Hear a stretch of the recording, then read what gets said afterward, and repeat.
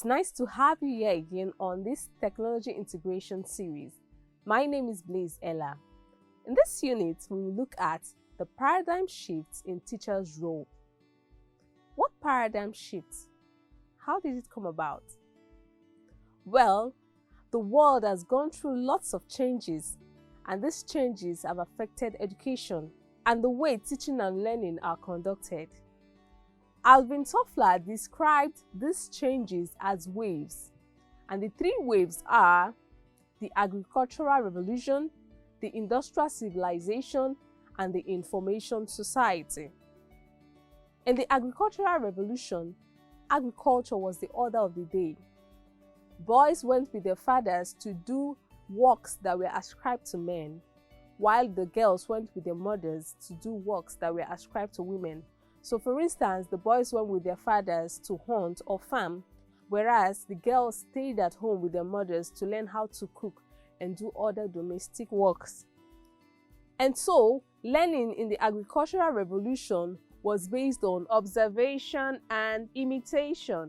Education at that time was handled by families, and so learning took place in small groups. But as society grew, more changes happened, and this led to industrial civilization. The industrial civilization was characterized by establishment of industries and mass production of goods. In this way, education was delivered in mass production settings.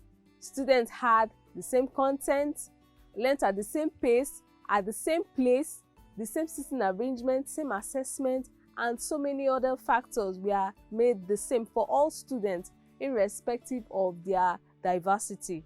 And as such, this form of educational delivery did not create room for flexibility and diversification. A typical classroom in the industrial age has crowded learning space, fixed desks, and so many other inflexible factors. And with further changes and developments, we moved to the information society. The information society is also referred to as the digital age, the information age, the knowledge age, and it is characterized by numerous digital technologies, and these have caused knowledge explosion. The invention and benefits of these digital technologies also necessitated its integration into education. It necessitated its integration into the teaching and learning process. A typical information age classroom is spacious and has flexible and adjustable learning spaces. With all these changes in society come changes in the role of teachers, a paradigm shift. A shift from teacher-centered instruction to learner-centered instruction. And for teachers to take this shift, they need to shift in their position from being a saga on the stage to being a guide on the side. They have to shift from being the sole possessor of knowledge to being a facilitator of learning. So here are the features of a teacher-centered classroom and a learner-centered classroom. In a teacher-centered classroom, there is knowledge transmission by the teacher. Well, this is because the teacher is perceived to be the sole possessor of knowledge, and so it is assumed that his or her role is to transmit that knowledge to the student who is assumed to be blank. On the other hand, a learner-centered classroom supports knowledge construction by students.